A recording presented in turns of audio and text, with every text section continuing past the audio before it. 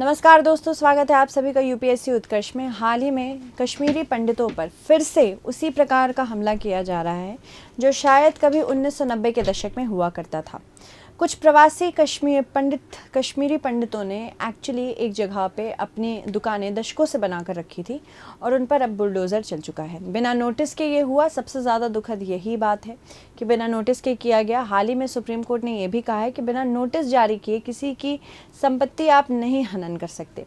चलिए देखते हैं इसके बारे में क्या हो रहा है। जम्मू कश्मीर में कश्मीरी पंडितों की दुकानों पर बुलडोज़र चलाया गया। जम्मू विकास प्राधिकरण ने जम्मू शहर में मुट्ठी कैंप के पास स्थित कश्मीरी पंडितों की दर्जन भर दुकानों को ढहा दिया है। लगभग 3 दशक पहले विस्थापित कश्मीरी पंडितों द्वारा बनाई गई थी। लोगों का कहना है कि दुकानों को बिना नोटिस दिए ढाया गया और 90 के दशक में वापस वो आ गए हैं। लोग पिछले 3 दिनों से इस बात का विरोध भी कर रहे हैं। जेडीए के अधिकारियों के खिलाफ कार्रवाई की मांग कर रहे हैं। जेडीए का कहना है कि दुकानें उनकी ज़मीन पर बनाई गई थी। आयुक्त ने घटनास्थल का दौरा किया और प्रभावित परिवारों को आश्वासन दिया और ये भी कहा कि जो भी कॉम्पनसेशन दिया जाएगा वो बिल्कुल सही होगा। उन्होंने कहा कि जेडीए ने मुट्ठी कैंप फेज़ 2 में एक शॉपिंग कॉम्प्लेक्स बनाने के लिए टेंडर जारी किया है। जल्दी दुकानें बनाकर प्रभावितों को दी जाएंगी। ये भी कहा है कि आपकी दुकानें अभी हटाई जा रही हैं, एक कॉम्प्लेक्स बनाया जाएगा, फिर उसमें आपको दुकानें दी जाएंगी। ठीक है, तो इस वजह से कश्मीरी पंडितों में फिर से आक्रोश उठा है। दुकान के मालिक बोलते हैं कि बिना किसी पूर्व सूचना के दुकान हटाई गई है और आधे घंटे के अंदर दुकान तोड़ दी गई। बताया गया कि हमारा पुनर्वास किया जाएगा, लेकिन कोई भी सरकारी अधिकारी अभी तक नहीं आया है। सड़क पर थे और ऐसे लगा कि फिर से 90 का दशक आ गया है। 30 सालों से दुकान यहीं रही है, उनका यह कहना है। और जिस दिन कैंप बना उसी दिन मैंने अपनी दुकान खोली, उनका ये भी कहना है। कमिश्नर ने भी हमारा साथ दिया था और उसी के बाद बच्चे उसी के पैसे से आगे बढ़े। इसके अलावा प्रवासी राहत एवं पुनर्वास आयुक्त ने बोला दुकानें जेडीए की ज़मीन पर बनी थी, इसलिए ढाई गई। एक कॉम्प्लेक्स बनाया जाएगा और उसमें इनको दुकानें दी जाएगी। मुट्ठी माइग्रेंट कैंप के अध्यक्ष बोलते हैं हम पिछले 3 सालों से इसके लिए लड़ रहे हैं, पर हमारी आवाज़ कोई सुनने वाला नहीं है। यहाँ ईडब्ल्यूडी कॉलोनी के निर्माण के लिए मंजूरी दे दी गई है, लेकिन 6 महीने बाद काम शुरू हुआ। यानी कि जब भी कोई नया टेंडर पास होता है तो तब से लेके एक्चुअल जो पीरियड बीच में होता है जिसमें काम शुरू होने वाला होता है, वही ऐसा पीरियड होता है जिसमें सबसे ज़्यादा परेशानियों का सामना करना पड़ सकता है। कश्मीरी पंडितों की स्थिति जम्मू में 1990 के दशक से बहुत प्रभावित हुई है। जब कश्मीर घाटी में उग्रवाद और आतंकवाद फैला, कश्मीरी पंडितों को मारा गया, उनका विस्थापन हुआ। आज जम्मू में कश्मीरी पंडितों का एक बड़ा समुदाय निवास करता है। उनकी स्थिति विभिन्न पहलुओं से काफ़ी जटिल है। इसके अलावा 1990 में कश्मीरी पंडितों के कश्मीर घाटी से पलायन के बाद अधिकांश पंडित जम्मू, दिल्ली और अन्य भारतीय शहरों में शरण लेने के लिए मजबूर हो गए थे। जम्मू में कश्मीरी पंडितों के लिए शरणार्थी शिविर बनाए गए, जहां उनको अस्थायी जीवन दिया गया। हालांकि कुछ कश्मीरी पंडितों ने जम्मू में स्थायी रूप से बसने का निर्णय लिया और कई परिवारों ने वहां पे अपना घर भी बना लिया है। कश्मीरी पंडितों का अधिकांश समुदाय जम्मू में आज भी शरणार्थी जीवन ही जी रहा है। यानी कि आप अपने बारे में सोचिए, मान लीजिए आप अपने ही स्टेट में एक शरणार्थी बन के रह जाएं, उसी तरह की स्थिति इनकी भी है। मूलभूत सुविधाओं की कमी के साथ साथ नौकरी के अवसरों की कमी और सामाजिक अपेक्षा का भी सामना करना पड़ता है। कई कश्मीरी पंडित समुदाय के लोग सरकारी सहायता पर ही निर्भर है, जबकि कुछ अपनी स्थिति सुधारने के लिए अलग अलग देशों में देश के अलग अलग क्षेत्रों में जा रहे हैं। इसके अलावा कश्मीरी पंडितों के लिए राजनीतिक और सामाजिक अधिकारों की स्थिति भी एक महत्वपूर्ण मुद्दा बन चुकी है। वे जम्मू एवं कश्मीर के विशेष अधिकारों और उनकी संपत्ति के संबंध में कई बार सरकार की मदद की मांग कर चुके हैं। कश्मीरी पंडितों का एक बड़ा हिस्सा कश्मीर घाटी में वापस लौटने की इच्छा है। यानी कि वो चाहते हैं कि मूल रूप से वो जहाँ के निवासी थे वहाँ पे उनको वापसी के लिए बहुत सारे अवसर प्रदान किए जाएं। इसके अलावा अगर हम बात करें, सुरक्षा स्थिति वहाँ की इतनी ज़्यादा ख़राब है, आज भी आतंकवादी वहाँ रहते हैं और कश्मीरी पंडितों को वहाँ पे भेजने से पहले सरकार को सबसे पहले रेडिकलिज्म और टेररिज्म जो कि जम्मू कश्मीर में पाकिस्तान द्वारा फैलाया जा रहा है उसको कम करना पड़ेगा।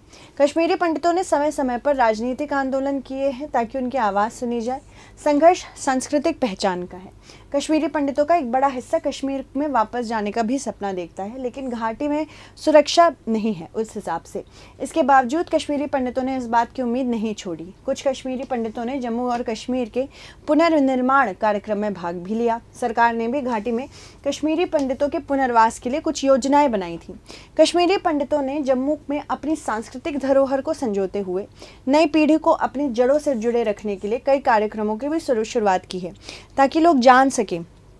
देखो, हिस्ट्री अगर एक बार आप भूल जाएंगे ना, तो वो फिर से रिपीट हो सकती है। अगर लोगों को यही नहीं पता रहेगा कि कश्मीरी पंडितों के साथ आखिर हुआ क्या था, तो एक बहुत बड़ा अन्याय होगा। अगर हमें यही नहीं पता चलेगा कि क्या अन्याय हुआ था, उसको हमारी मेमोरी से वाइप आउट कर दिया जाएगा। अपनी सरकार अपनी नाकामी छुपाने के लिए अगर ये करती है, तो ज़िंदगी मतलब ऐसे लोगों की ज़िंदगी ख़राब हो सकती है। कश्मीरी पंडितों की ज़िंदगी ख़राब हो सकती है, क्योंकि उनके साथ जो ऐतिहासिक अन्याय हुआ उसके लिए कोई हमारे पास रेमेडी ही नहीं रहेगी। ठीक है। इसके अलावा अगर हम देखें, कश्मीरी पंडित सारस्वत ब्राह्मण समुदाय का हिस्सा होते हैं। इनकी संस्कृति असल में 6000 साल पुरानी है। उन्हें ही कश्मीर का मूल निवासी माना जाता है, यानी कि ये नेटिव्स माने जाते हैं वहाँ के। कश्मीर में आतंकवाद बढ़ने के बाद 1989 से 1990 में कश्मीरी पंडितों का पलायन शुरू हुआ। सरकारी आंकड़ों के मुताबिक 40,000 से अधिक हिंदू परिवार ने घाटी को छोड़ा और वहां से चले गए। 25 जनवरी 1998 को कश्मीरी पंडितों का प्रतिनिधिमंडल घाटी में वापस आने की संभावनाओं को देखते हुए श्रीनगर पहुंचा था, और 25 और 26 जनवरी की रात आतंकियों ने गांदरबल के वंधामा में 23 कश्मीरी पंडितों की हत्या की थी, जिसको साफ साफ कश्मीर फाइल्स में दिखाया गया। अगर आपने वो मूवी नहीं देखी है, ज़रूर देखिएगा। इसी दौरान तत्कालीन मुख्यमंत्री फारूक अब्दुल्ला ने कहा था कि कश्मीरी हिंदुओं की वापसी की संभावना ही नहीं है। 2008 से लेकर 2015 में केंद्र सरकार कश्मीरी माइग्रेंट्स के लिए सोशल पैकेज लाई। इसे प्रधानमंत्री पैकेज कहा गया। पैकेज के जरिए प्रवासियों को घर, नौकरी, नकद सहायता और रहने के इंतजाम जैसी डील थी। कश्मीरी पंडितों का पलायन जिस प्रकार से आज भी हमें सता रहा है, वापस से उनको वहाँ पे स्थापित करना एक बहुत बड़ी चुनौती है। 1980 के दशक के बाद से कश्मीर में आतंकवादी गतिविधियां बढ़ी, और इसी के बाद आतंकवादी संगठन जैसे जम्मू और कश्मीर लिबरेशन फ्रंट आए। वो कहते थे कि कश्मीर पंडितों का नहीं है, कश्मीर मुसलमानों का है। इसके अलावा अन्य इस्लामिक उग्रवादी समूहों ने भी कश्मीरी पंडितों को निशाना बनाना शुरू किया। संगठनों ने कश्मीरी पंडितों से घाटी छोड़ने की धमकियां दी और साथ ही साथ उनकी जान बचाने की भी चेतावनी दी। इस समय कश्मीरी पंडितों को यह एहसास हुआ कि उनके लिए कोई खड़ा ही नहीं हो रहा है और यहाँ रहना सुरक्षित भी नहीं है। कश्मीरी पंडित एक हिंदू समुदाय है, जबकि कश्मीर में आबादी मुस्लिमों की ज़्यादा अधिक है। आतंकवादी और उग्रवादी संगठन द्वारा कश्मीरी पंडितों को धार्मिक आधार पर निशाना बनाया जाता है। लक्षित यहाँ पे वो धर्म के आधार पर हो रहे थे। पंडितों के घरों को जलाया गया, उनकी संपत्तियों को लूटा गया और उन्हें मृत्यु की धमकियां भी दी गई। इन संगठनों ने कश्मीरी पंडितों से अपना धर्म बदलने का भी दबाव डाला, जो कि उनके लिए असहनीय था। इस धार्मिक उत्पीड़न ने कश्मीरी पंडितों को घाटी छोड़ने के लिए मजबूर भी किया। कश्मीर में 1989 से 1990 के दौरान हिंसा और उग्रवाद के बढ़ते हुए वहाँ की सुरक्षा स्थिति गंभीर रूप से बिगड़ती गई। कश्मीरी पंडितों को आतंकवादियों से लगातार हमलों का सामना भी करना पड़ा। घाटी में सुरक्षा की स्थिति और अस्थिर होती चली गई। कश्मीरी पंडितों के लिए अपने परिवारों और जीवन की सुरक्षा को बनाए रखना एक बहुत बड़ा संकट बना। कश्मीरी पंडितों के पास पलायन के अलावा कोई अन्य विकल्प भी नहीं था। कश्मीरी पंडितों पर उग्रवादियों के दबाव के कारण अपनी सामाजिक और सांस्कृतिक पहचान को बचाए रखना आज भी बहुत कठिन है। कश्मीरी पंडितों को न केवल शारीरिक रूप से खतरा है, बल्कि उनके मौलिक अधिकारों को भी खतरा है। क्यों नहीं वो अपने मूल रूप से जहाँ के वो निवासी वहाँ क्यों नहीं जा पाते? ये अनुच्छेद 14, अनुच्छेद 19 और अनुच्छेद 21 का साफ साफ हनन नहीं है? क्या ये कंटिन्यूअसली हमारी सरकारों की विफलताएं नहीं हैं, जिन्होंने आज भी कश्मीरी पंडितों को उन्हीं के देश में, उन्हीं के क्षेत्र में, उन्हीं के राज्य में, उन्हीं के केंद्र शासित प्रदेश में एक माइग्रेंट के रूप में रखा है? इसके अलावा उनकी आत्मनिर्णय के अधिकार को पूरी तरह से खारिज भी कर दिया गया। उनके जीवन की सुरक्षा, सम्मान में संकट और गहराया। 1990 में आतंकवादियों द्वारा कश्मीरी पंडितों पर किया गया मानसिक और शारीरिक उत्पीड़न बहुत ही ज़्यादा कठोर था। अपनी जान बचाने के लिए कश्मीरी घाटी बहुत लोगों ने छोड़ी। अगर बात की कश्मीरी प्रवासियों को सरकारी मदद किस प्रकार से मिली है? घर की मदद। गृह मंत्रालय ने 17 मार्च 2021 को बताया कि पैकेज में टूटे घर की मरम्मत के लिए 7.5 लाख रुपए और खाली पड़े घरों के लिए 2 लाख रुपए दिए गए थे।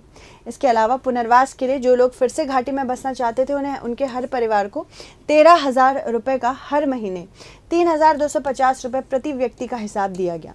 नौकरी की बात करें तो पैकेज के तहत 6,000 नौकरियों की भी घोषणा की गई। शुरू में भर्ती किए जाने वाले 3800 लोगों को श्रीनगर, बडगाम, बारामूला, शोपियां, कुलगाम, कपुड़वाड़ा, पुलवामा, बांदीपुरा इन सब जगहों पर भेजा गया। जम्मू कश्मीर सरकार में नौकरी पाने वाले लोगों को घर देने के लिए सरकार ने 6,000 ट्रांजिट एकोमोडेशन यूनिट बनाने का भी आदेश दिया, जो कि अभी तक 1,025 ही तैयार हुए हैं। पीएम डेवलपमेंट पैकेज 2015 के तहत कश्मीरी प्रवासियों के लिए 3,000 पद बनाए। पिछले 5 साल में 2639 कश्मीरी प्रवासियों की तैनाती भी हुई। इसके अलावा 1990 से जो इनके साथ एक बहुत इशू बना हुआ है, इसके लिए एक योजना भी 2008 में आई थी। केंद्र सरकार ने कश्मीरी पंडितों के पुनर्वास के लिए कश्मीरी पंडित पुनर्वास योजना भी शुरू की थी। योजना के अंतर्गत निम्नलिखित प्रमुख पहलू थे। कश्मीरी पंडितों को कश्मीर घाटी में पुनः बसाने के लिए थी, वे अपनी मातृभूमि में लौट सके ऐसा उद्देश्य था। रोजगार, आवास और अन्य आधारभूत सुविधाओं को प्रदान करना था। स्थानीय प्रशासन और कश्मीरी पंडितों के बीच सहयोग को भी बढ़ाना था। मुख्य पहलू था कि कश्मीरी पंडितों की सुरक्षा सुनिश्चित की जा सके। प्रधानमंत्री पुनर्वास पैकेज 2015 में आया, जो कि मैंने आपको बताया है।